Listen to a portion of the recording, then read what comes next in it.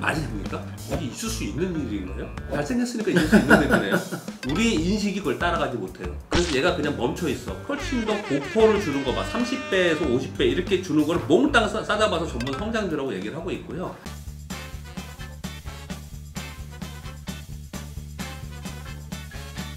그런데 이제 이렇게 얘기하면 그냥 다분히 심리적으로 얘기를 한 것 같은데 이론적 근거는 약간 있습니다. 뭐냐면은 지금 테이퍼링 얘기가 전에는 연준에서 빨리 하지 않을까? 지금 오늘 우리 녹화하는 요 시간이 6월 15일. 네, 15일인데 오늘 저녁 미국에서 15일, 16일날 FOMC 회의하지 않습니까? 여기서 테이퍼링 얘기하지 않을 것이다 라는 얘기를 하고 있어요. 만약에 연준이 뒤통수 치면 그러면 시장은 살짝 또 근데 내려온다 하더라도 영속적으로 빠지는 않을 거예요.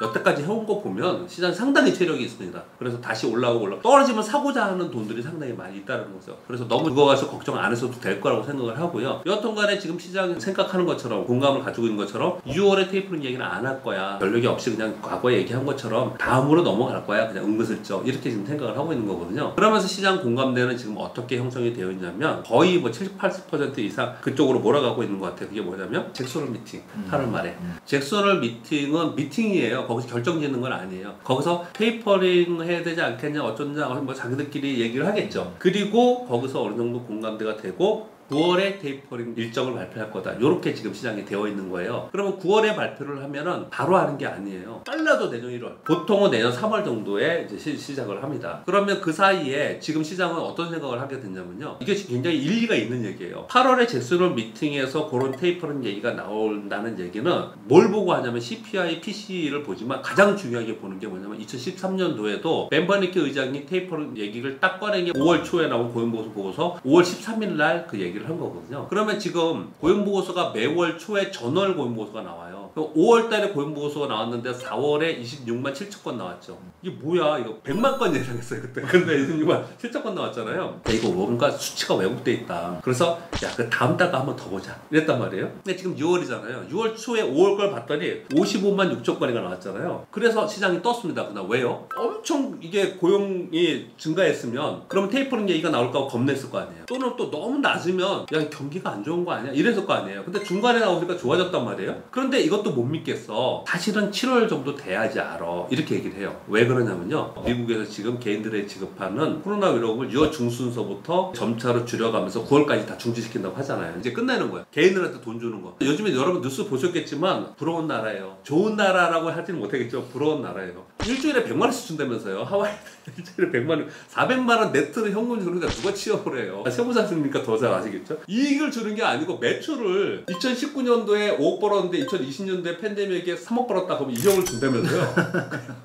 그러고 있어요. 이제 그럴 수 있는 나라죠. 왜요? 지들이 돈 찍으니까. 그래서 아무튼 6월 중순 이후부터 부재금이나 릴리프 자금이라고 하는 요걸 이제 점점 중지시킨다고 하는데 그랬을 때 이제 비로소 취업을 하지 않겠냐는 거예요. 고용자 수는 급격하게 그때부터 늘어나지 지금은 아닐 거라고 얘기를 하는 거거든요. 따지고 보면 6월 거는 7월에 나오고 7월 거는 8월 초에 나올 거 아닙니까? 사실 어떤 면에서 보면 6월 중순부터 이게 중지되고 있기 때문에 7월에 고용자 수가 아마 급격하게 증가할 가능성이 상당히 있어요. 지금 개념상으로 보면요. 그러면 이제 테이퍼링 그러면 이제 8월에 테이퍼링 얘기할 가능성이 있거든요. 요런 지금 스토리가 전체적으로 지금 깔려 있는 거예요. 그러면 그건 이제 알았어요. 투자자 입장에 저는 항상 주식 투자자니까 주식 투자자 입장에서 생각을 해보면 그러면 우리한테 잠깐의 기간이죠. 한숨 돌릴 그리고 막 이제 돈을 좀 벌어볼 기간이 생긴 거예요. 시간이 생긴 거예요. 그러면 만약에 그렇게 따져보면 7월에 나올 6월에 고용보고서가 급격하게 증가하지 않는 이상 7월 한 중순 왜냐면 8월 되면 또 이제 걱정하기 시작을 할 거니까 지금 6월 중순이잖아요. 7월 중순까지 한 달 동안은 테이퍼링 얘기는 잠깐 뒤로 물러설 거고요. 그러는 사이에 10년 만기 국제 수익률은 잠깐 멈춰 있을 거고요. 그러면 이머징 국가의 외국인들이 파는 게 멈춰질 거고요. 그러면서 EQ 실적 시즌에 들어갑니다. 7월에 실적 시즌에 들어가거든요. 그 모멘텀이 또 생기는 거잖아요. 그러면 요 사이에 잠깐 우리가 그동안에 멈춰 있었던 것들 한번 수익률 게임 하자. 또 한번 또 벌어보자. 요런 액티브형 자금들이 들어온다고요. 그렇기 때문에 요런 게 전체적으로 반영이 되면서 지금 미국을 보면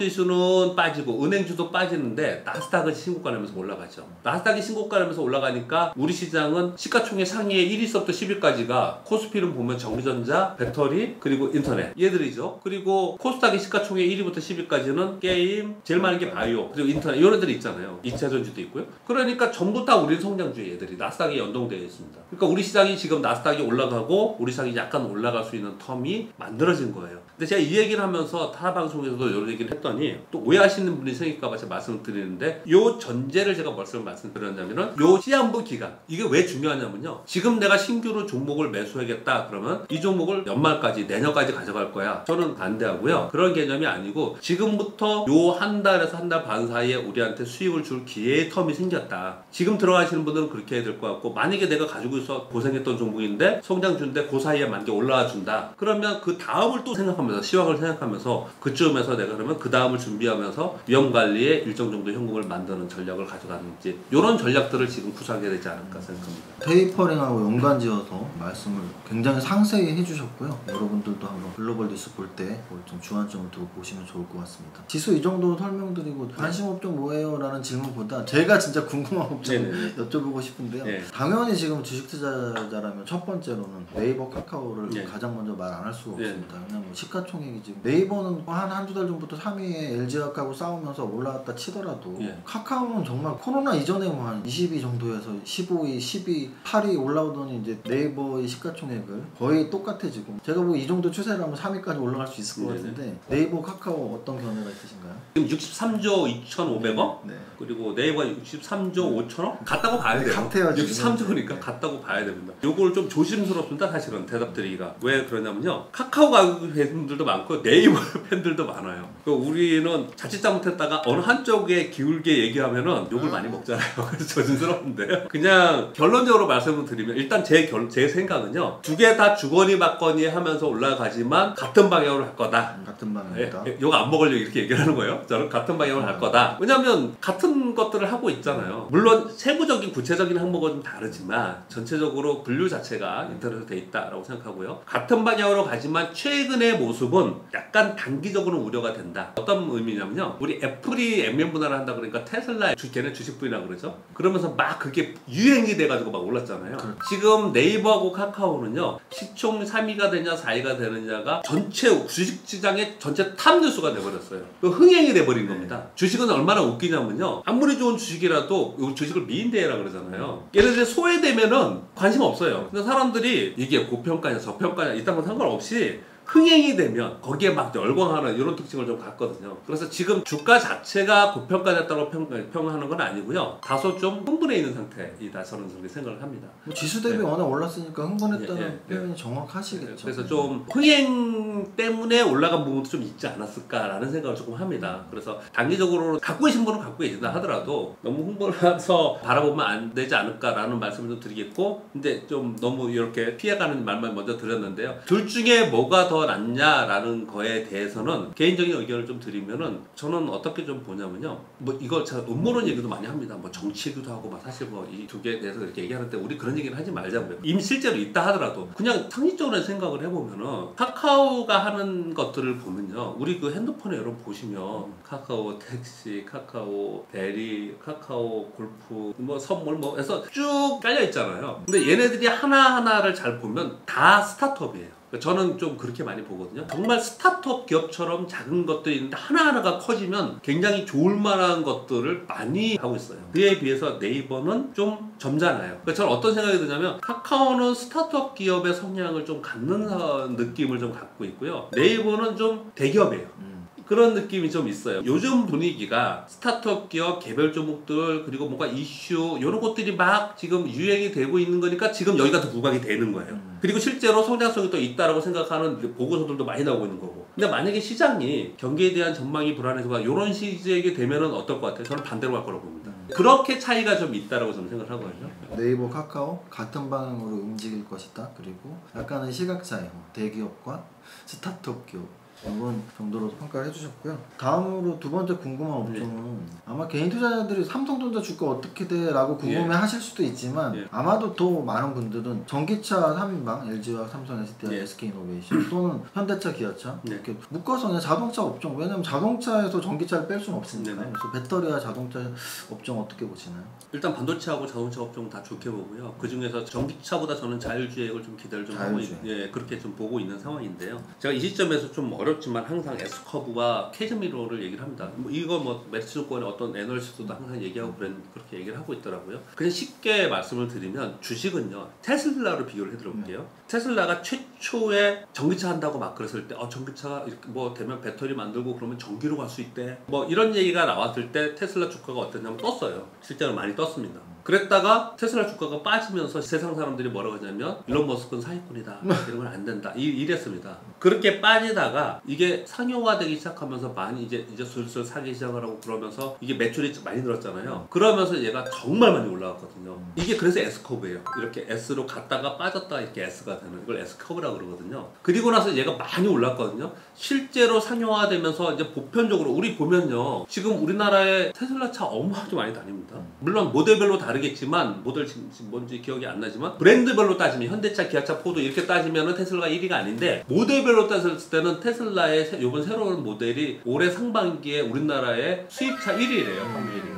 그러니 얘가 이만큼 많이 올라온 거지 않습니까? 앞으로 얘가 이게 성수 단계에 만약에 들어갔어요. 그래서 어마어마하게 이게 팔려. 그럼 주가가 막 날아갈까요? 사실 이 S컵은 그러지 않아요. 성수 단계에 들어가면 많이 팔려도 이제 그 위로는 한계가 좀 있거든요. 원래 캐즘 이론은 어떤 이론이냐면요. 세상에 기술이 나왔는데 그 기술로 인해서 어떤 제품이 만들어지는데 우리의 인식이 그걸 따라가지 못해요. 그래서 얘가 그냥 멈춰 있어. 그러면서 주가가 빠지는 단계에 들어가는데 이걸 이제 캐즘, 지지층에 단절된 걸 캐즘이라고 하는데 그러면서 그때 어떤 일이 생기냐면 도태되는 기업들 많이 생기고 살아나는 기업들이 이제 성공하는 이런 이제 상황이 발생을 되거든요. 그러니까 최초에 좋아지는 것을 한 템포로 본다면 2차 전지도 사실은 요번에 한 텀으로 간 게 아닌가 저는 생각을 해요. LG화학이나 SK이노베이션이나 이런 같은 2차 전지가 앞으로 반도체보다 시장 사이즈가 더 크다면서요. 그렇게 많이들 애널리스트들 얘기를 하고 있지 않습니까? 솔직히 저는 그 사이즈가 정말 더 큰지 얼마나 사이즈인지 많은 분들의 보고서를 보는 거지 저는 그렇게 분석할 능력은 없어요. 그렇다고 합니다. 그러면 지금 요만큼 올라와서 지금 주춤거리고 있어요. 왜 주춤거리냐면 실제로 이게 엄청나게 전기차에 들어가서 이만큼 많이 팔리는 아직 전고체 나오지도 않았잖아요. 배터리에서 제일 중요한 게 변고체인데 이게 우리나라는 2028년? 7년 이렇게 얘기하고 있고 도요타는 2023년 이렇게 얘기를 하고 있지 않습니까? 그렇게 나오면서 배터리 시장이 어마어마한 시장이 있지만 지금은 그것은 선반영돼서 올라왔지 않습니까? 이만큼 올라온 상태에서 이제 팔리는 대로 매출이 늘겠지만 우리가 생각하는 저 위를 바라보기에는 지금 이만큼 빨리 달려왔다는 거예요. 빨리 달려왔기 때문에 여기서 지금 얘는 쉬어가는 구간에 있고 여기서 이제 진짜로 도태되는 기업이 있고 진짜 가는 기업이 있고 라고 생각을 합니다. 우리나라의 LG화학, SK이노베이션 뭐 이런 기업들이 있지만 중국의 CATL 나 BYD 같은 경우는 사실 CATL이 1위, 현재 1위잖아요. 그렇죠. 뭐 인정할 건 인정을 해야죠. 그렇게 보면 우리는 지금 무작정 우리만 좋다라고 할 문제가 아니에요, 이건요. 우리 빨리 쫓아가야 되고 여기서 도태되면 안 되거든요. 이게 정말 쫓아갈 수 있느냐, 도태되느냐 이런 갈림길의 순간에 지금은 약간 몇 개월 동안 있는 거예요. 저는 그렇게 판단합니다. 올 하반기에 이런 것들이 어느 정도 결정이 좀 될 거고 하반기 이후에는 이제 바이어스이 좀 잡힐 거라고 생각을 하거든요. 지금 그렇기 때문에 얘들이 이렇게 있는 거예요. 그러면 여러분들이 판단을 하셔야겠죠. 자, 저 위에가 있어. 그리고 내가 가지고 있는 LG화학이, 내가 가지고 있는 SK이노베이션이 도태되지 않을 기업이라고 나는 믿어. 그러면 갖고 가야죠. 계속. 끝까지 갖고 가서 큰 수익을 내셔야죠. 근데 나는 그 자신이 없어. 그리고 그 사이에 시장이 어떨지 몰라. 그러면 현재 상황에서 내가 이 부분을 비중을 어느 정도 가져갈 것인가에 판단이 있는 거죠.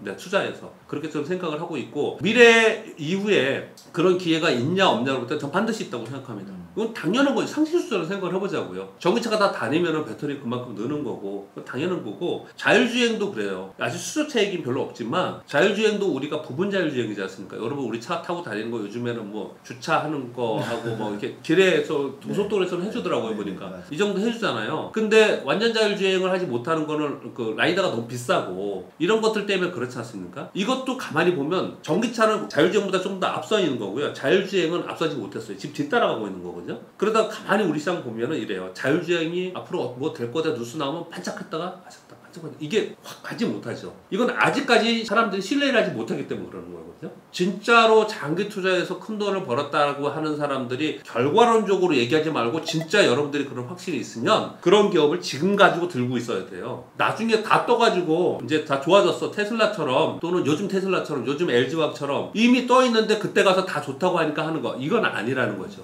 지금 그런 것들을 해야 되지 않을까라고 생각합니다. 제가 질문을 주신 거에 너무 좀 딴 얘기를 좀 많이 드렸는데요. 지금 현재 상황은 그런 상황이라서 저는 가지고 가되 내 비중에서 어떻게 이걸 취해서 가져가야 되느냐 이런 상황에 취해 있다고 생각합니다. 딴 얘기가 전혀 아니죠. 왜냐하면 제가 질문은 자동차 배터리에 대한 질문을 드렸고 우리 박 부장님께서 전기차가 확실히 좀 더 실적까지도 연결이 되는 가시적인 앞선 산업이고 그 뒤에 아직 시작도 안 한 산업이 자율주행 산업이니까 전기차는 지금 주가가 급등한 상태에서 쉬고 있고 자율주행 관련 주들 중에서는 아직 움직이지도 않은 종목들이 있으니까 여러분들 한번 잘 찾아보시면 좋을 것 같습니다. 마지막으로 하나 업종 더 물어보고 싶어요. 이것도 많은 분들이 궁금하실 텐데요. 작년 연말 올해 연초까지는 사실 뭐 삼성전자 1월달 고점 치고 방금 질문드렸던 2차전지 관련 3인방들 뭐 네이버 카카오는 지금도 오르고 있지만 작년 연말까지 계속 올랐었죠. 근데 올해 한 2, 3, 4월, 5월 뭐 이렇게 한 3달 정도 가치주의 반란이 있었죠. 그래서 금융주, 철강주, 뭐 조선주 이런 업종들. 근데 이 업종들도 최근 또 이렇게 또 다시 성장주들이 좀 움직이니까 역시 또 조정권에 들어갔거든요. 철강, 은행으로 대표되는 약간 소외주들 중에 올해 상반기에 좀 움직였던 애들. 얘들은 어떻게 앞으로 다시 한번 움직일까요? 좀 조정이 좀 길어질까요? 요거는 우리 사무장님이 전문가시니까 좀 여쭤보면서 요걸 한번 꼭 저 짚고 넘어가 싶은 게 꼭 있는데요. 왜냐면 제가 말씀드리면 더 왜 제가 이런 말씀 드렸는지 아실 거예요. 여러분 성장주라는 얘기는요 이익과 관련된 얘기예요.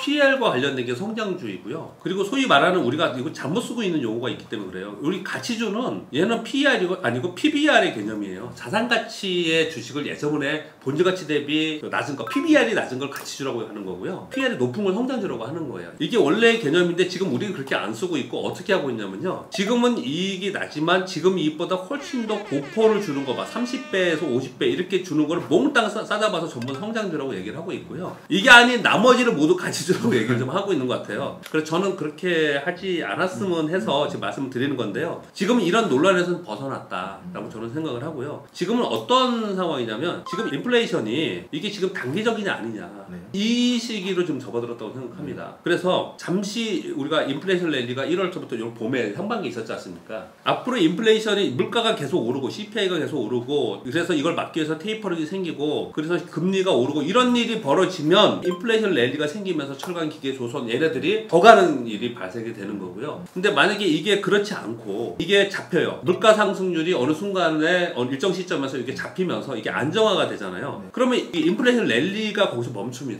그래서 심지어 자료들 보면은 캐시우드께서 이제 그런 발표를 했죠. 그 회사에서 뭘 했냐면 성장주들이 굉장히 안 좋으니까 자기네들 펀드가 안 좋았잖아요. ETF가요. 그러다 보니까 뭐라고 분석을 해놨냐면 이렇게 얘기합니다. 이제 드디어 성장주를 이제 슬슬 사야 된다. 그 시점은 언제가 될 거냐? 연준이 테이퍼링을 발표하면 이제 성장주가 뜰 거다 이렇게 얘기를 한 거거든요. 요거를 가만히 잘 생각해보면 무슨 얘기냐면요. 물가가 이렇게 오르니까 연준이 물가를 잡기 위해서 테이퍼링을 하고 금리 인상을 할 거라는 얘기예요. 이 얘기는 물가가 이 시점에서 멈출 거라는 거예요. 또는 하향 안정화 된다는 거예요. 그러면 인플레이션 랠리가 끝나고 지금 그것 때문에 못 올랐던 상반기에 못 올랐던 성장주가 올 거다 이렇게 지금 표현을 하고 있는 거거든요. 지금은 성장주 가치주보다도 인플레이션과 관련된 섹터 한마디로 경기 관련주 섹터가 가느냐 아니면 리오프닝이라고 얘기하는 내수주가 가느냐 내수주 중에서도 성장주가 있겠지만 그러니까 성장주는 사실은요 제가 이런 표현을 많이 쓰는데 반도체 주식은 성장주입니까? 경기 관련주입니까? 경기 관련주이면 성장주예요.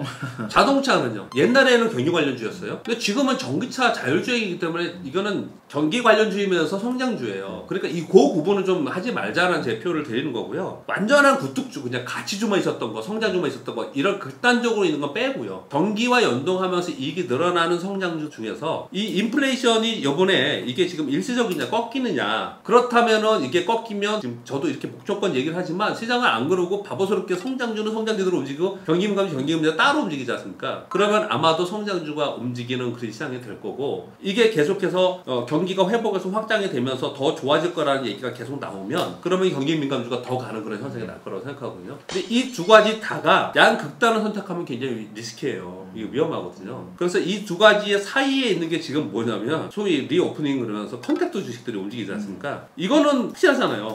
얘네들은요. 근데 물론 얘네들도 많이 올랐어요. 근데 이런 것들 중에서 선택하는 종목들을 좀 한두 개를 하시고 그리고 경기 관련주하고 성장주에서 한다 그렇다면은 양쪽을 뭐 바벨 전략이라고 하고 뭐 이렇게 하지 않습니까? 그렇게 하시는 방법도 있겠지만 본인이 여러분 스스로 생각하시기에 사무사님은 어떤 선택을 하실지 모르겠지만 이 인플레이션이 끝나느냐 물가가 여기서 고공으로 더 갈 거냐 아니면 어느 정도에서 멈출 거냐의 판단에 따라서 나는 어느 쪽으로 갈 거냐의 무게중심을 만약에 양쪽 다 한다 하더라도 어느 쪽을 더 가져갈 거냐의 판단이 되지 않을까라고 생각을 하고 있고요. 그 핵심에서 IT 쪽에 있는 반도체 쪽에서 시스템 반도체, 그리고 자동차에 있는 뭐 2차 전지도 있지만 자율주행 플러스 2차 전지, 차량 경량화 뭐 이런 쪽은 좋지 않을까 생각합니다. 말씀 중에 추가 질문 하나 딱 더 드릴게요. 그 뭐 리오픈주 또는 뭐 컨택트주 말씀하셨으니까 지금 뭐 백신 보급률 점점 높아지면서 뭐 미국은 뭐 벌써 뭐 여행 권장을 하고 있고 우리나라도 지금 꽤 많은 분들이 특히 뭐 저희는 나이가 안 되지만 40 미만 뭐 예비군 민방위 그래서